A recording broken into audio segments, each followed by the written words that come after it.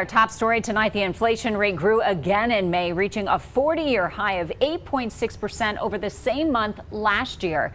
That news sending the markets into a free fall. The Dow closed down 880 points, or 2.5%. Energy prices affect more than what we pay at the gas pump. It also impacts the cost of producing things like electricity, and that shows up on our utility bills. Bill Folsom spoke with Springs Utilities today about the energy outlook for the summer. Bill joins us live near the Birdsall Power Plant with an update. Bill? Yeah, there's the rising costs due to inflation and also a forecast of hot days ahead, which can put an impact on the power supply. Utility managers, they're looking at both. Warm and on the rise toward the forecast of a hot summer ahead in southern Colorado. We plan for high loads, and we have set up our system to react to a new system peak if one were to occur. An assurance from energy managers with Colorado Springs Utilities, because states like Texas are seeing potential summer issues with the power grid.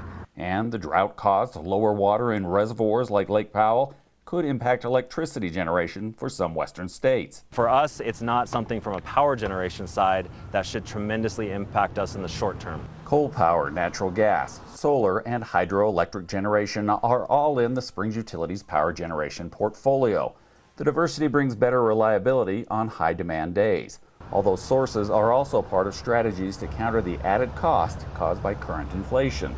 They also pool with other utility companies sharing resources to counter costs. We have to keep our fuel supply diverse so that we're not exposed to one particular fuel source. There's still a need for customers to conserve on peak demand days. It helps the utility company keep up with strain on the system. Overall, trying to lower your net usage of electricity to help offset those rising costs. As demand rises, so does the price of producing energy. On some of the hottest days, demand goes up as much as 20%.